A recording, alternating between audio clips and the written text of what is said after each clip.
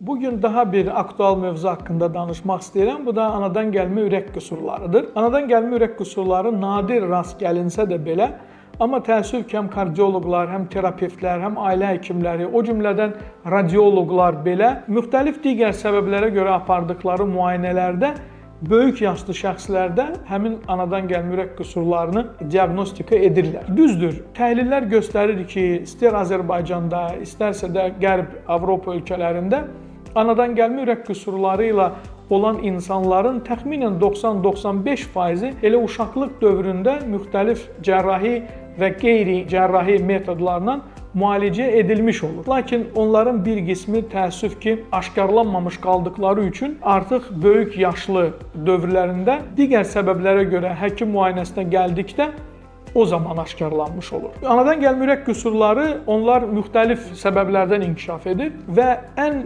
ciddi səbəblərdən biri əlbəttə ki, genetikdir. Bəzən bu anadan gəlmə ürək qüsurları ailədən ailəyə, yəni nəsildən nəsilə ötürülür. Amma bununla yanaşı digər səbəblər də var ki, bunların sırasında ilk növbədə viruslu infeksiyaları qeyd etmək lazımdır. Qrip virusu konkret olaraq ana bətnində dölün inkişafına təsir göstərə bilir və qrip virusuna yoluxduqda ana, xüsusilə də ilk trimestrdə, yəni hamiləliyin ilk trimestrində o zaman körpədə doğulduqda biz anadan gəlmə ürək qüsurlarını görürük.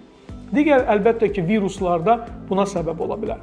Bununla yanaşı nəzərə almaq lazımdır ki, bəzi dərman preparatlarının qəbulu, xüsusilə də epilepsiyaya qarşı misal üçün dərmanların qəbulu döldə anadan gəlmə ürək qüsurlarına səbəb ola bilər. Digər bir ürək qüsurları adi ağrı kəsici sayılan temperaturun aşağı salınması üçün istifadə olunan tez-tez ibuprofen kimi dərman preparatının istifadəsi nəticəsində yarana bilər. Xüsusilə də əgər ibuprofen hamiləliyin sonuncu trimestrində əgər ana qəbul edibsə o dərmanı, o zaman uşaqda doğulduqda anadan gəlmə ürək qüsurunu biz görə bilirik. Anadan gəlmə ürək qüsurları bir çoxsu elə doğulduqda özünü biruza verir. Yeni doğulanda artıq biz ciddi ürəklə bağlı, ağciyərlə bağlı problemləri görürük.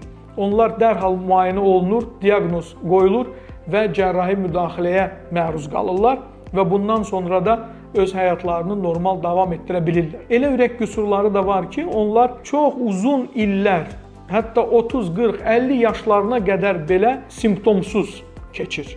Yəni yalnız təsadüfi digər səbəblərdən aparılan rentgen müayinəsi olsun, ekokardioqrafiya müayinəsi və yaxud kompüter tomografiyası, ultrasəs müayinəsi vasitəsilə onlar aşkar olunur. Təsadüfi tapıntı kimi. Və bu əlbəttə ki, ona dəlalət edir ki, həmin ürək qüsurları uzun müddət simptomsuz keçibdir. Heç insanın özü bu barədə bilməyibdir. Amma elə ürək qüsurları da var ki, onlar müayinə zamanı adi fiziki müayinədə belə aşkarlana bilir. Çünki ürəyə qulaq asdıqda həkim ürəkdə küy eşidə bilər, misal üçün. Və belə hallarda həkim daha irəli müayinə metodlarına yönəldə bilər. Ekokardioqrafiya olunsun, kompüter tomoqrafiya olunsun və s. Ürək qüsurları eyni zamanda ciddi patologiyalara da səbəb ola bilər. Xüsusilə də ürək qüsurları biz dedikdə onları təxminən 3 növə biz bölə bilərik. Onların yerləşməsindən asılı olaraq. Misal üçün, ürək qapaqlarının qüsurları ola bilər. Ürək qapaqlarının qüsurları bir müddətdən sonra ciddi problemlərə səbəb ola bilər və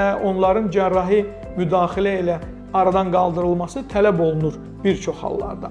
Digər tərəfdən ürəkdən çıxan iri damarların qüsurları ola bilər ki, misal üçün ən tez-tez rast gəldiyimiz ürək damarlarının yer dəyişməsi və yaxud ürəyə gələn ağciyərdən damarların tamamilə fərqli bir yerə boşalması anomaliyaları müşahidə edilə bilər. Nadir patologiya olsa da belə biz bunları klinik praktikada görürük. Digər tərəfdən əlbəttə ki, ürəyin özünün, əzələsinin defektləri, qüsurları ola bilir. Tez-tez rast gəldiyimiz patologiyalar bu əlbəttə ki, mədəciklər arası çəpərin defektidir, qulaqçıqlar arası çəpərin defektidir. Yəni ürəyin 4 kamerası və bu 4 kamerasının 2 kameralar arasında olan o çəpərin defektidir.